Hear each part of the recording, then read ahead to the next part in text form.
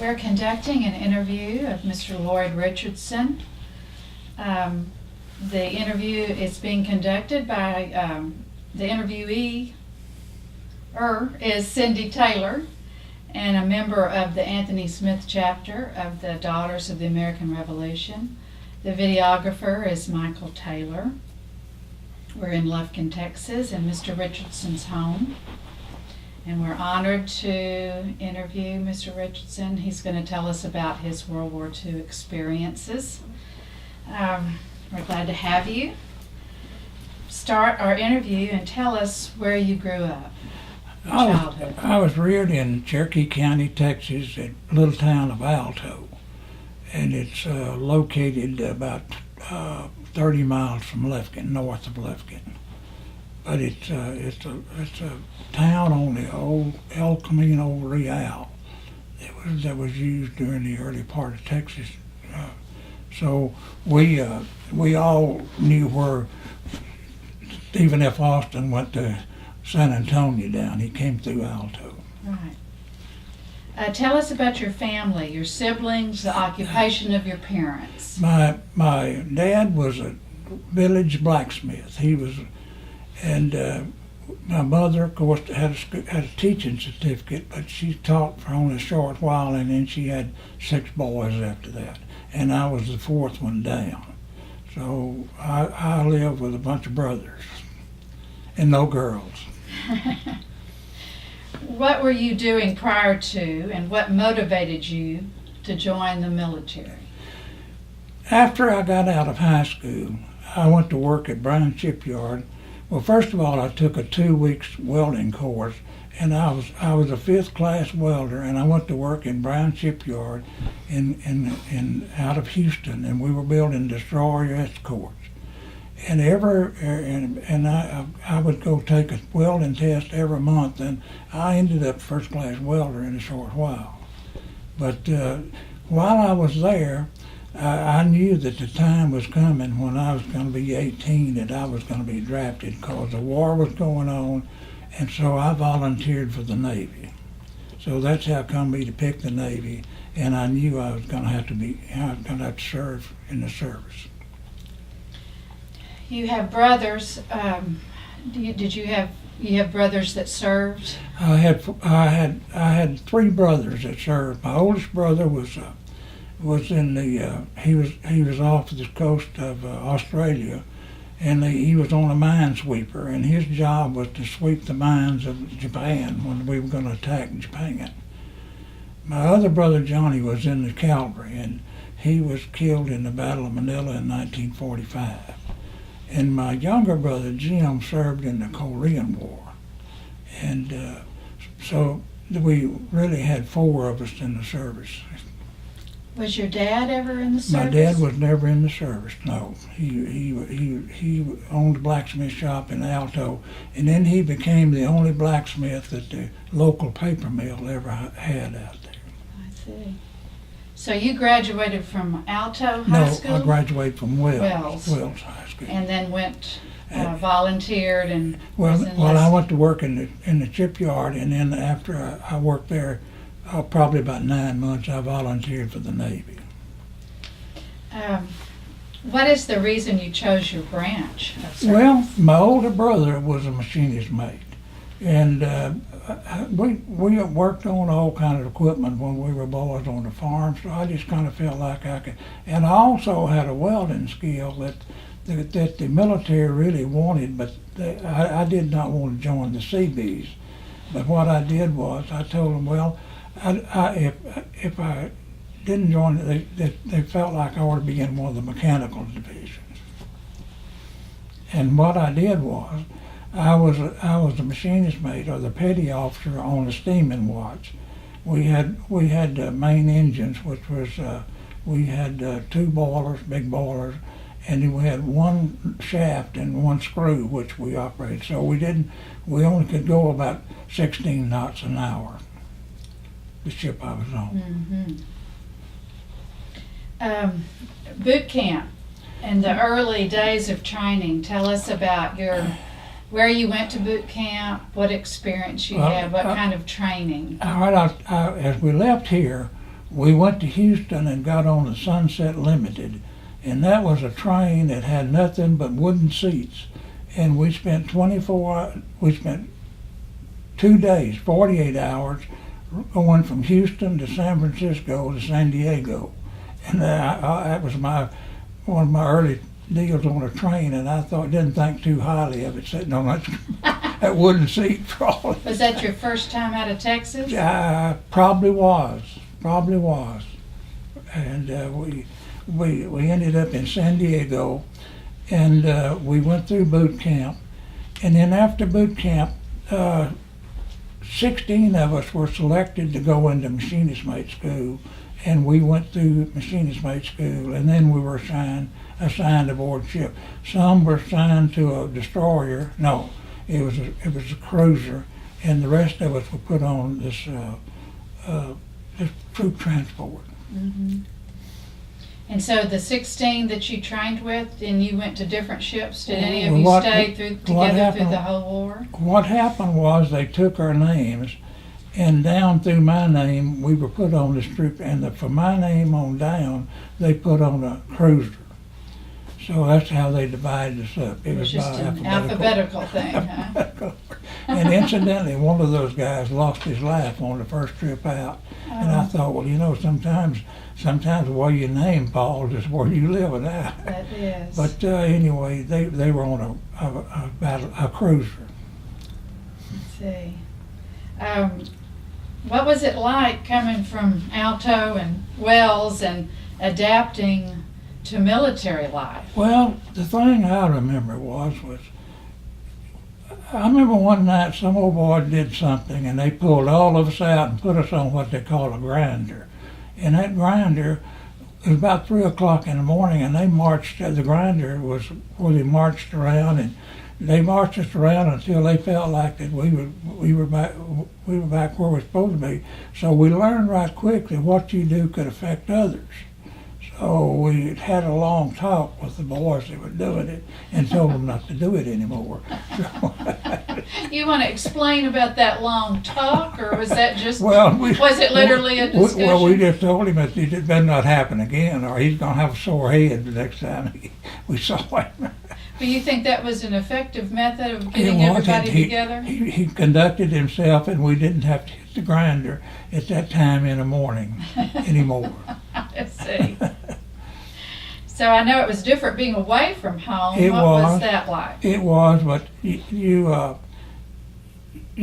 had to learn. You had to learn. You got up at a certain time. You dressed at a certain time. You ate at a certain time. You went to whatever they had for you, and then everybody went to bed at the same time. So you had to learn to live by the procedure of the military. Right. Yeah. Right. Now, your wartime service, where you served, and your duties. My duties. The ship I was on did not have diesel engines. They had turbines. They had gas turbines. And what we did was, there were steam turbines instead of gas.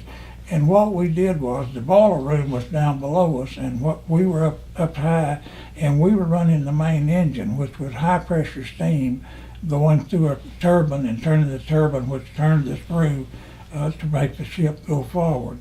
And it was my job. I was a petty officer of the watch on the main engines. Now, my boss was an ensign who was a young ensign, and that was what we called a steaming watch. Now, when we were at some base or something, we had what we called an auxiliary watch, of which we all divided up to where half could go on liberty and the other half would operate. So this was a steaming watch, which I was on the main engines. How often did you have an opportunity for liberty?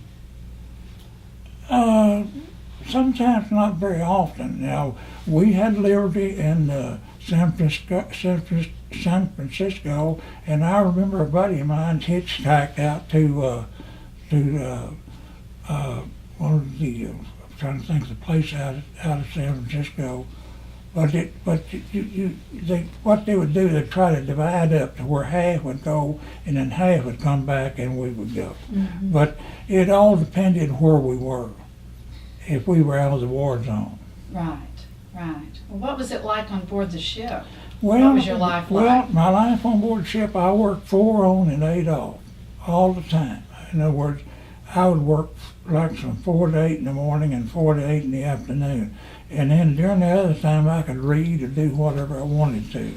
But we had our steaming; those were called steaming watches also. But you learn right quick to go to sleep real quick and to be ready to go when your time came to be on duty. You wanted to take advantage of your downtime. That's right. That's exactly So you right. could get your rest and That's be, right. because when you were on, you were, When there you was were a on, few you were- breaks. That's right. right. Well, it's emotional to go to war and be away from home and be on a ship. Tell us about any emotions and how you dealt with them. How did you feel about the situation? One of the worst times I ever had was when we picked up a medical attachment group, and we were going to make the Lingayen Gulf, and we were in the Mindanao. Well, no, wait a minute, I'm ahead of myself. They were playing, it was during Christmas of 1945, and I remember they played on that, even though we didn't have any lights, they played the White Christmas, and I was so lonesome I could cry. It was emotional for me. Yes. But you have to learn to get over it, because you grow up in a hurry when there was somebody shooting at you. Absolutely. But it was a lonesome time. That song reminded you of home. Yes, it did. Well, the others were experiencing that as well. They So were. I would think They were. you made good That's and right. lasting friendships of That's these right. men.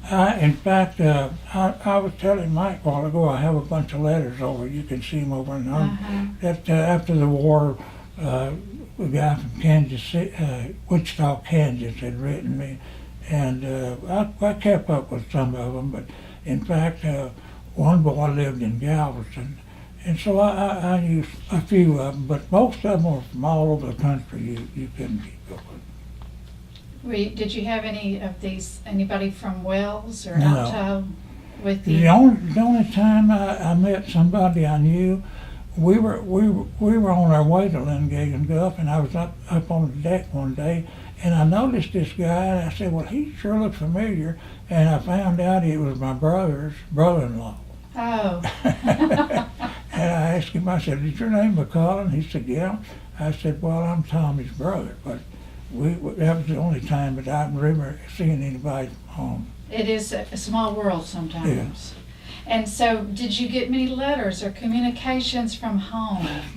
My mother, bless her heart, she wrote what she could, but the problem wasn't mother writing. The problem was the letter catching up with us. Right. She may have mailed a letter to APO, and it may be sent to New Caledonia. Well, we may be somewhere 100 miles from there. So one time we were 5 months without any correspondence. And the same way back, I guess. That's right. Your That's correspondence exactly was right. delayed. And That's exactly right.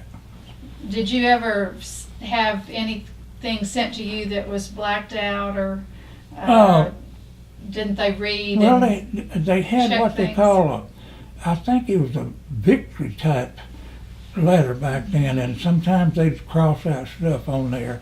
But I never did have any sent to me, but some of the stuff I sent home, they had scrolled it out. Right. Yeah. Well, when you did have any off time, you said something about reading. What Yeah. else did you Well, do? you played a lot of. We used to play cribbage. It's a game where you use pegs and cards, and two guys could play that, and we got pretty proficient in that game because your time kind of gets long out on the ocean, but we learned to play games and stuff like that.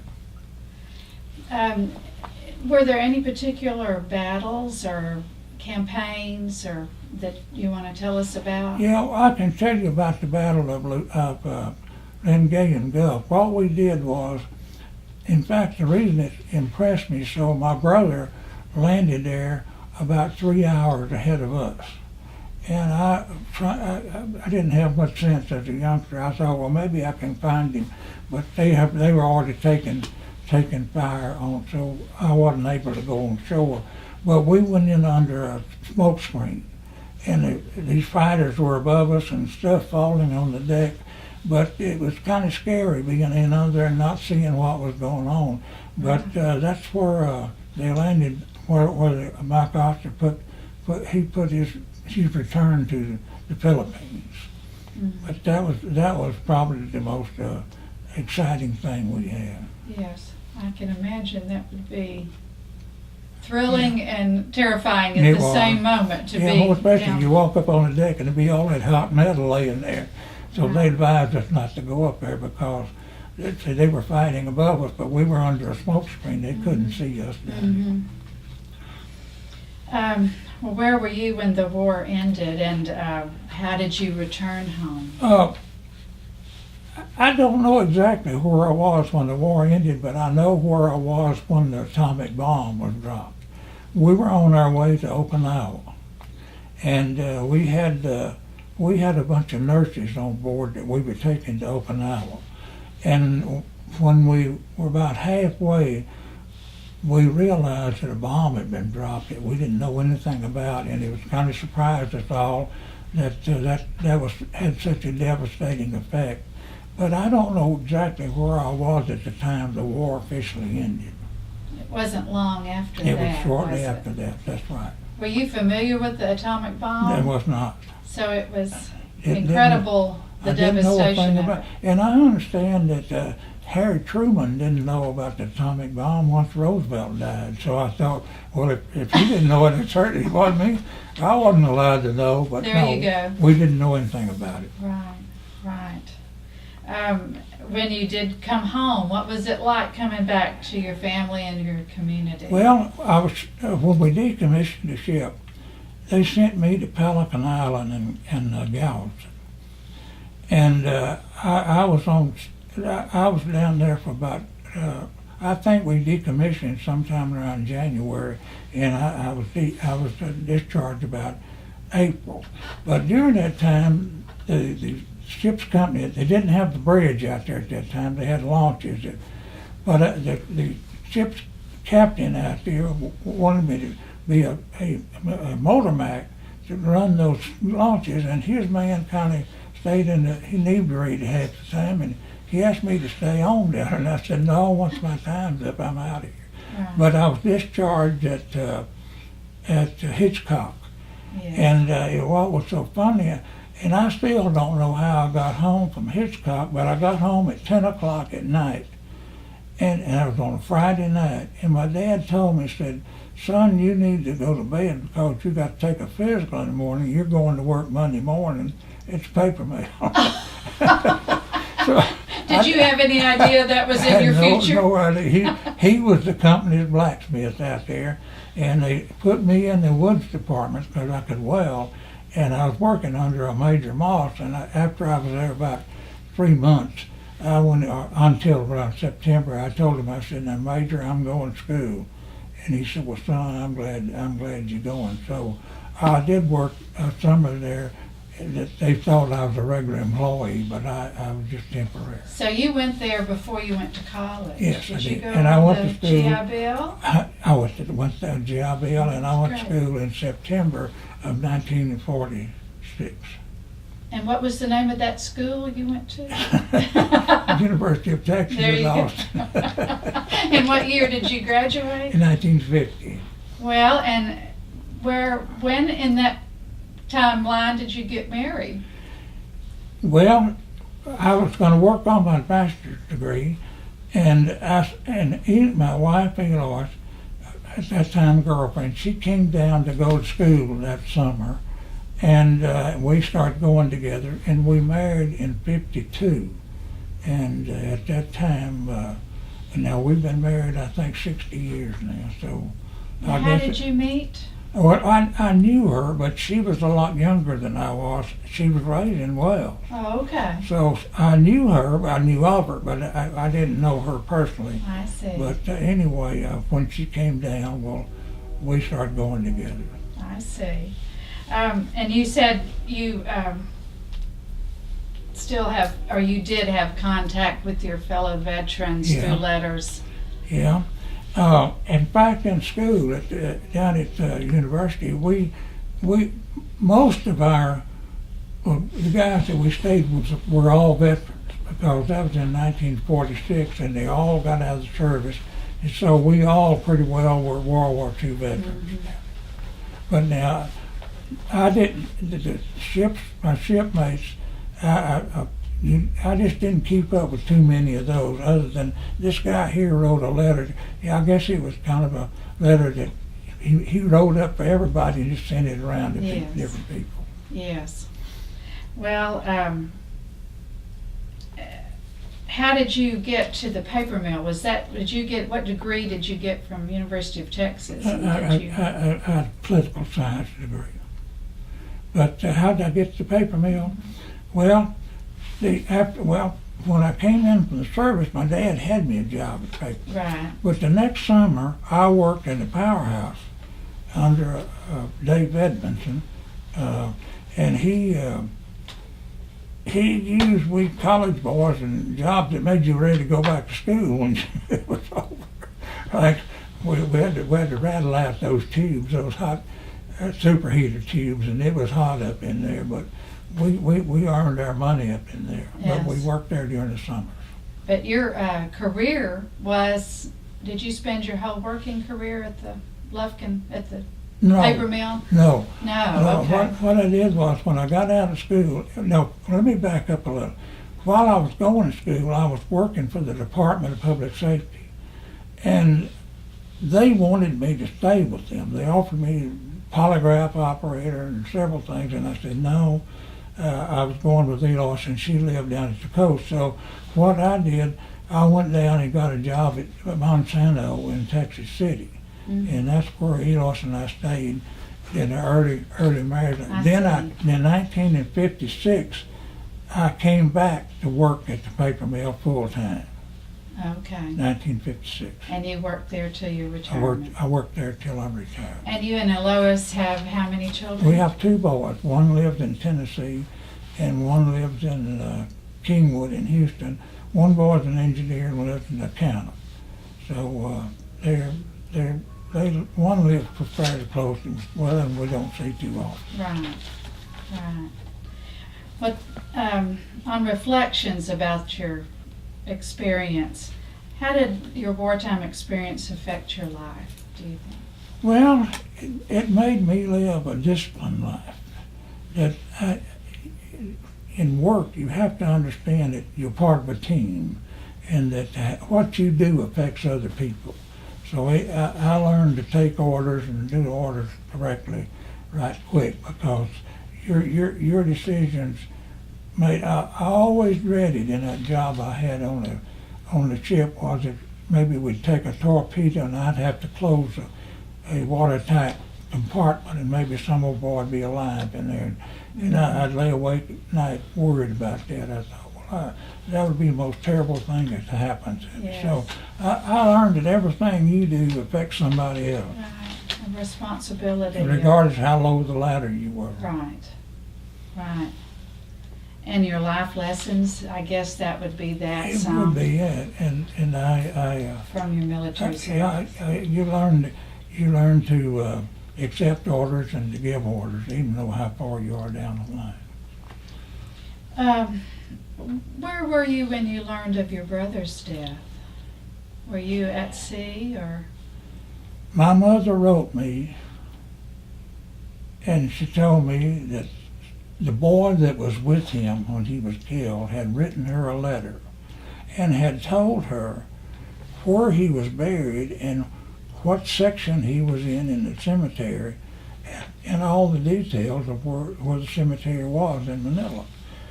Well, about 3 months after he was killed, we went into Manila. And I told my officer, I said, his name was Gorman, I said, Gorman, Ensign Gorman, I've got a brother buried over. Is it any way possible I can get over to see him? And he told the captain, and so the captain had his automobile was a Jeep. And he said, yeah, you put my Jeep on the wharf, and y'all go out there. Well, we went out there, and there was about 4 or 5 of us, I don't remember. But anyway, when I got out there, there was an officer, a soldier met us at the gate. And he said, well, what are you doing out here? And I said, well, I'm out here to visit my brother's grave. And he said, I can't let you do it. And I said, why? He said, well, we've got military instructions not to let anybody take pictures out there.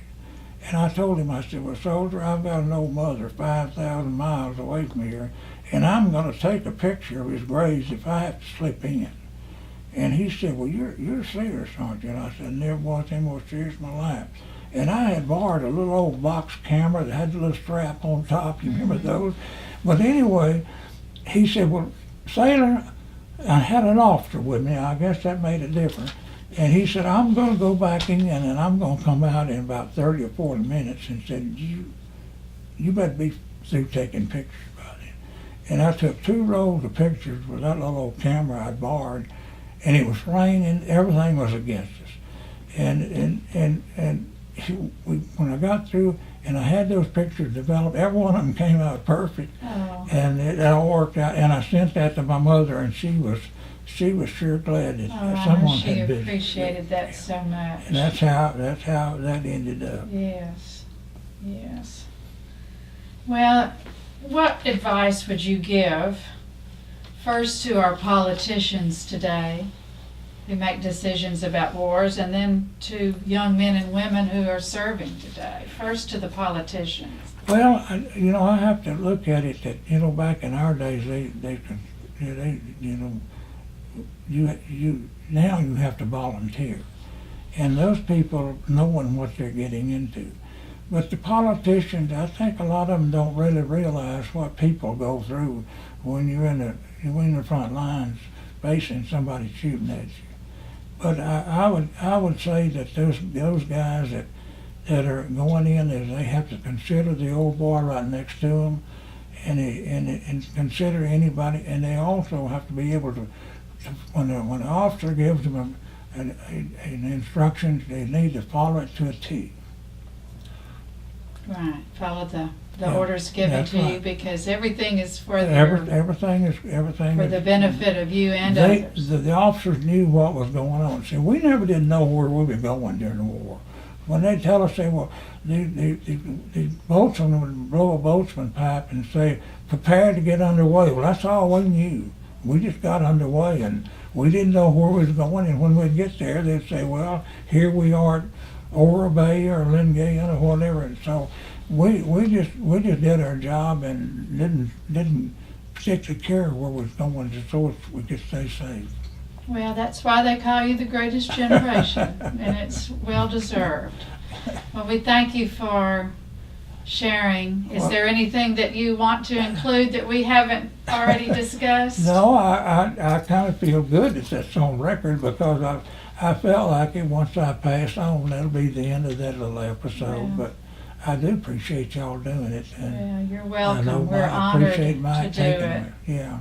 And honored to hear your story. Yeah, well, thank you for coming. Thank you very much. You're welcome. You're welcome. Thank you.